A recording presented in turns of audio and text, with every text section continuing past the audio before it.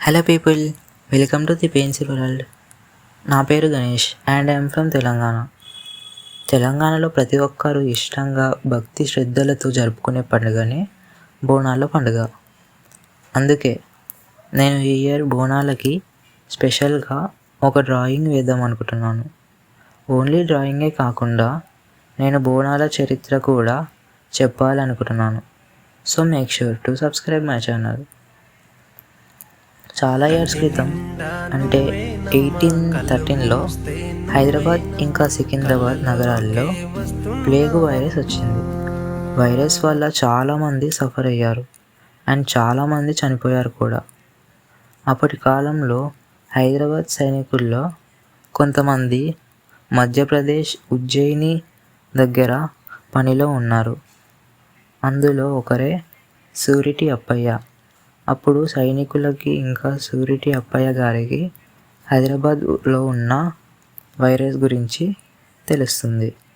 So వాళ్ళు అప్పుడు ఉజ్జయినిలో ఉన్న శ్రీ మహంకాళి అమ్మవారి దగ్గరికి వెళ్ళి హైదరాబాద్లో ఈ కష్టాలన్నీ పోయి వైరస్ తగ్గితే మీకు విగ్రహాన్ని సమర్పిస్తామని మొక్కుకున్నారు. సర్ప్రైజింగ్గా కొన్ని రోజుల తర్వాత హైదరాబాద్లో వైరస్ తగ్గింది. 1815 సంవత్సరంలో ఉజ్జయిని అమ్మవారి చెక్క విగ్రహం ప్రతిష్ఠించి మొదటి బోనం చేశారు. ఆ రోజు నుండి ఈ రోజు వరకు ప్రతి ఏడాది ఆషాఢ మాసంలో అమ్మవారికి బోనం సమర్పించుకుంటాం. ఈ బోనాలను ఆడవారు ఎత్తుకుంటారు. ఎందుకంటే ఆడవారు సాక్షాత్తు అమ్మవారి స్వరూపం కాబట్టి. అసలు బోనం అంటే భోజనం అనే పదాల్లోకి వెళ్ళి వచ్చింది. అమ్మవారికి ఎంతో ప్రేమగా అన్నప్రసాదాన్ని సమర్పించడమే ఈ బోనం.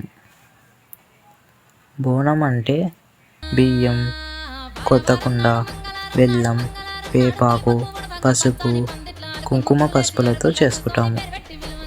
బోనాలు అంటే గుర్తుకొచ్చేది మరొకరు పోతరాజు. పోతరాజు అంటే అమ్మవారికి తమ్ముడిగా కొలుసుకుంటాము. అందరూ ఎప్పుడూ సంతోషంగా ఉండాలని అమ్మవారికి ప్రతి సంవత్సరం ఆషాఢ మాసంలో బోనాల పండుగని జరుపుకుంటాము. అండ్ ఈ డ్రాయింగ్కి విషయానికి వస్తే ఇది నా 3rd అటెంప్ట్.